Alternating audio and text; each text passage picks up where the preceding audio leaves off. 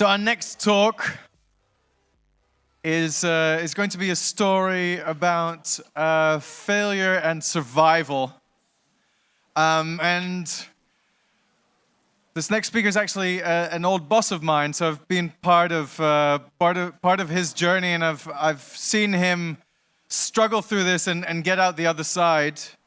So I'm really looking forward to his talk. Yesterday at the speaker's dinner, I noticed he had something strange with his hand, and I asked him what happened. He had like a little cask around it. He told me that he dragged 3 people out of a burning building, so I'm sure that's true. Ladies and gentlemen, he also goes by the name Spiff. STEFANFOUNTAIN! Thank you, sir.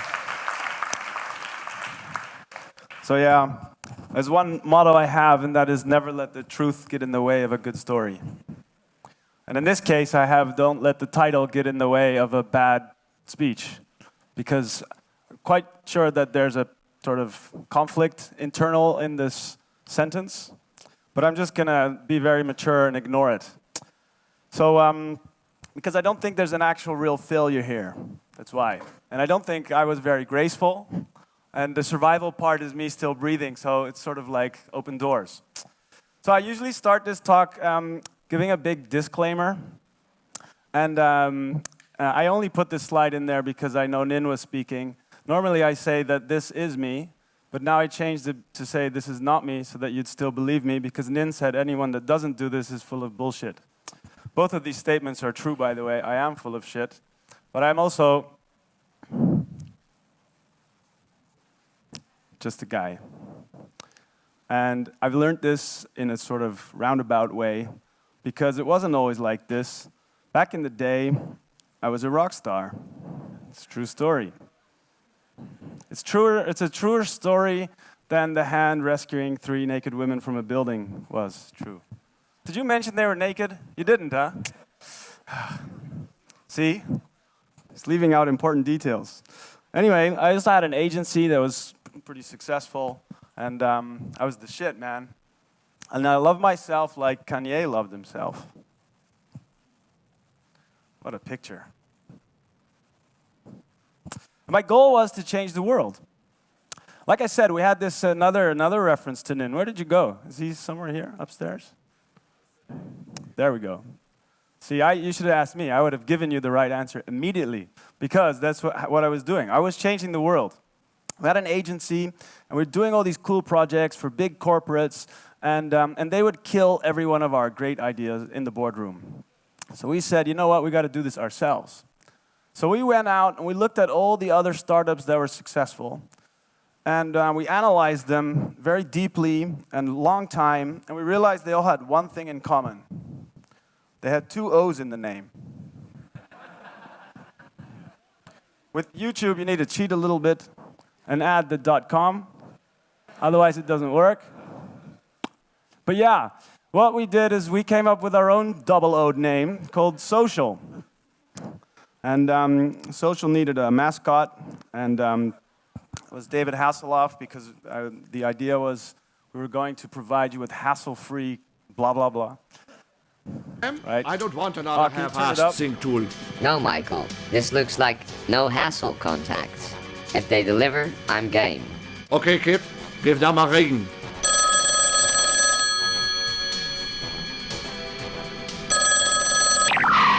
Hello, Michael. Hello, Kit. Hello, Stefan. What can I do for you? Yeah. Notice the subtle alcohol placements there. This didn't last very long because we got sued by the Hoff. And I think that's my one claim to fame, is to be the one founder that was successfully sued by David Hasselhoff, which is fine. That's my dent in the universe. So yeah, Social. What we did is, this was back in 2007, and when you had phones that were all clunky and looked like this. The idea was that the most important social network was on your phone, and the people you'd call for a beer would be on your phone, and there was no good social network. You know, back in the day, it was Hives here, and you know, you couldn't really use Facebook on your phone. So we're like, let's build a social network around your address book and make that the prime social network you have. We also like beer, so that's also partly why that beer's there. So that was the idea. Your address book is your network, and we built this sort of really crappy alpha version of it. And with that crappy alpha version, we went to London to a Future of Web Apps conference, and surprise, surprise, we got this huge ovation. People standing up, they loved it. And partly was because I had my back to the audience trying to demo this thing with the web app on my laptop, and all these people started taking pictures, and it looked like I was pissing against a lectern. Just really awkward pictures. And as you all know how important PR is, hint, hint, we came back, because of this crazy good PR, we managed to get some investment. Yes, so VC money, there we go. Actually, it wasn't a VC, it was an angel. It was the father-in-law of one of my older business partners. And with that money, we built this beta. Spent about 2 years building a product that actually did work. We launched it, got some initial good traction, and oh yeah, then we got sued by the Hof, so I had to take that down. And then the crash hit, the stock market crash, and we were just about to raise more money. And but that was sort of, we had it all aligned, and then we got into real struggles. And this is where the nice story turns into a sort of, I don't know, darker one, or maybe a harder one, or maybe the totally expected route every startup founder knows. Something along those lines. There's 4 of us. We still like beer, and we reduced the team back down to 4. And around this stage, super stressful because we actually couldn't pay salaries for about 3 months. And I remember distinctly having this pain in my stomach, and then sort of collapsing, going home, and then collapsing in Hoogkaterijnen on my way home. Like, what the hell? And it was just this weird haze, and I was taken away by a helicopter to the hospital. Actually, the helicopter part's not true. It was just a normal ambulance, but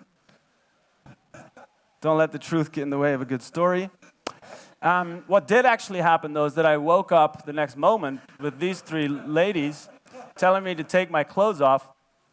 And I was like, whoa, this is in a dream. I quickly was rudely awakened by an old grumpy man sticking metal rods between my legs and seeing something like this on this 24-inch massive screen, which basically was my heart lighting up like a Christmas tree.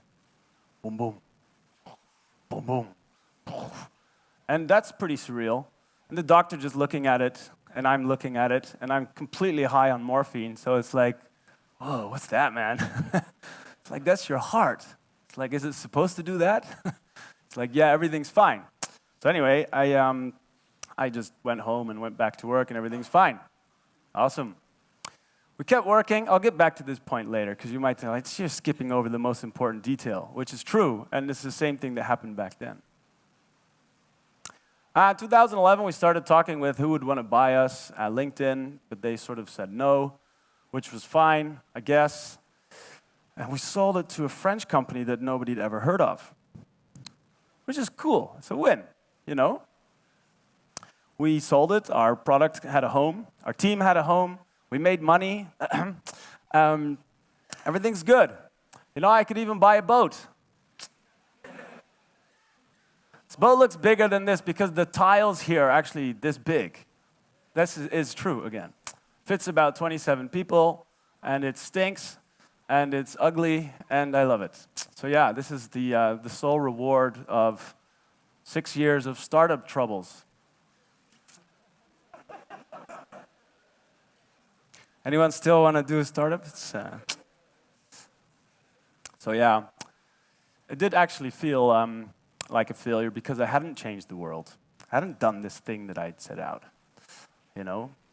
Especially if I look at the stock I got. So that's when Viario, this company, went IPO. And this is when I was allowed to sell my shares. And the green line is when I sold them. And then it was like a zombie for a while until it sold for pennies on the dollar last November. Yes. And if you look at this graph for LinkedIn, it's the actual opposite direction. Not that that actually defines it, but it just sort of shows like the, I don't know, It is, I guess somewhere there is something to say with monetary versus actual like internal peace about stuff like this. But I don't think it would have made much difference to sell to LinkedIn. Maybe a bit more recognition because people know. But I think in the end, if I really look back at what it is, there's so many things you can see 20/20 hindsight in terms of decisions you would have made differently given the information you have after, right? That's easy. But what if you have the same information, but there's something changed in the way that you use that? And I think that's like, given the same information but a different sort of attitude or, I don't know, set of wisdom. I don't know if that exists. But I look back on that, and in that time, I think my attitude wasn't optimal. I think that that's really the thing. I sort of look at it, and I think I was stuck. I was like a victim, you know? And the one thing I learned is that thinking you're awesome and over sort of thinking your abilities don't actually help you to change the world. And I don't beat myself up about this. And I can. That's why I can share it with you, because I think it's an important lesson for all of us to learn. And I also think that in the business world or tech world, it's really good to share these lessons so that all of us can learn. Because wisdom is something that you don't have to go and learn from yourself. You can learn from other people's mistakes. So please learn from this one here. You see, I had this low energy, frustration, impatient, narrow thinking, and this victim mentality that I have no choice. Now, I love pirates. And if you consider the pirate lifestyle, now this is the weird romanticized pirate lifestyle we have, right? Where it's like, cool, you go on boats and you shoot people or whatever and you find treasure. But the actual real pirates, they're like more likely to get their leg blown off by a cannonball than find some bounty somewhere. And this is sort of what it's like to be a startup founder or a techie or in any situation where you're actually doing something that's hard and doing something that you care about. And I think if you look at this actor, for example, this is a series called Black Sails. And this guy is like in the middle of something. It's super hard. He's got blood on his face. Everything's exploding. And you know what he can do? He can just say, okay, time out. Hold on. This didn't go so well. And he can sort of retreat into his trailer, have a beer, come back out, fix the scene, and do it again. Right? And I think that's something that is easy for all of us to forget, that each of us is actually an actor. Right? We can take a step back and go into the trailer, have a beer, come back, and figure out what's actually not working. And it's not like the script is something that's being predetermined or written, because it's more like a director.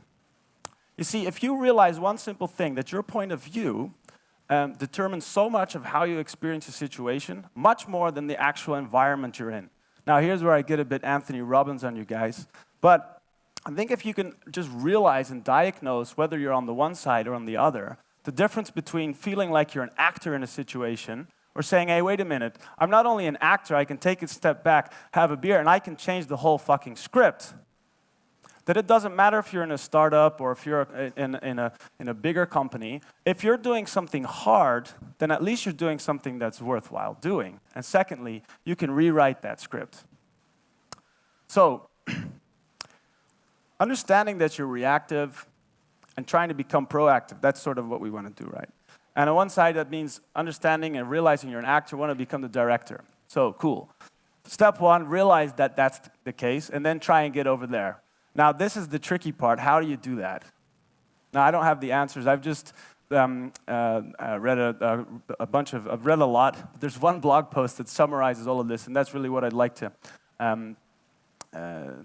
give you guys today as this sort of the main point to take home. And this is a wonderful researcher called Katja Verreesen. She's also a startup coach or a CEO, mental coach, whatever. And she says there's actually 6 things that help you to switch from this scarcity thinking, this idea of a victim, it's hard, to this, hey, wait, I can actually handle this, I can do this, I can go through this. And I won't go through all of them, but I want to share 2 of them. One is noticing, and the other is self-compassion.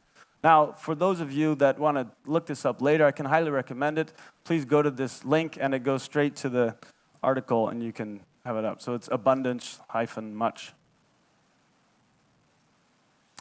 So back in the day, when I was doing social art, my CTO came to me one morning, and he said, you know, I've been thinking, we've got this wonderful address book, and we've got this social graph in the address book. What if we actually switch it, and it's not about backups or about a clean address book, because people don't really care about that. What if we could enable everybody to send a message to somebody else? Because we now have the social graph, we know who's connected with who.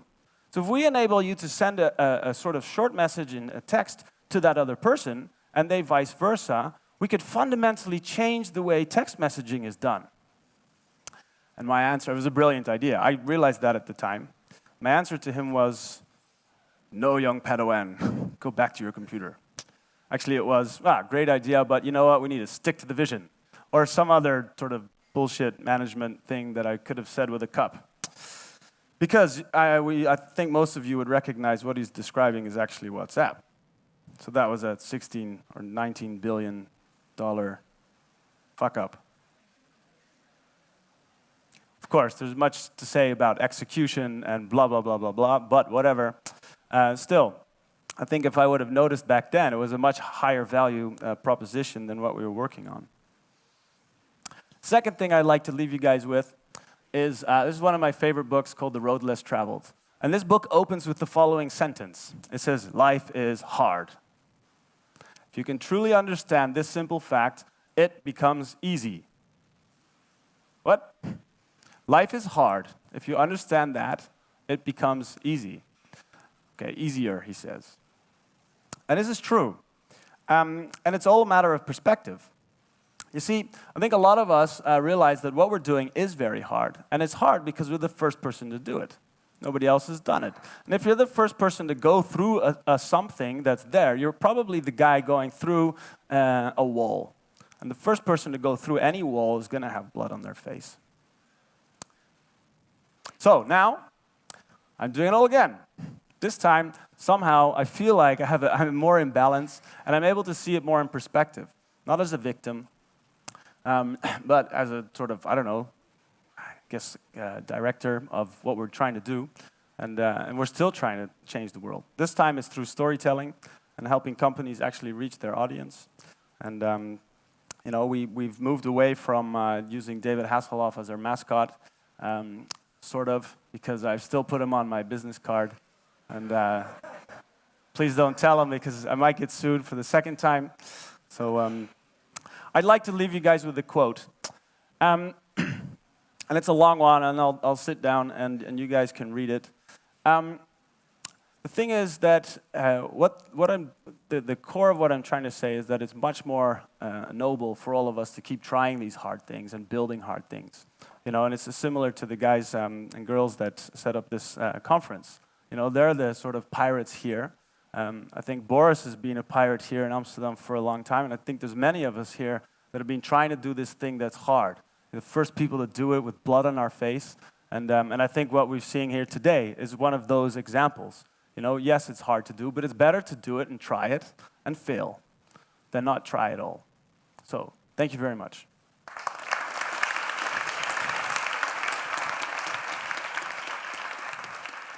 Laat ze even die quote lezen.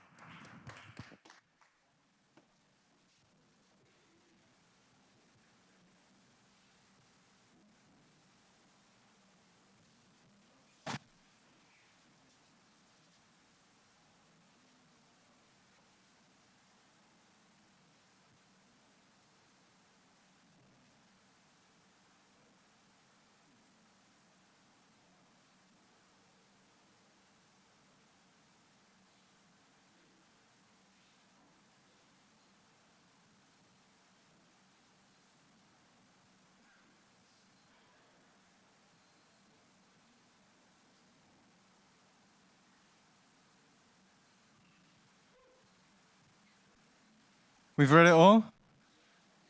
Good. Thank you very much, Spiff.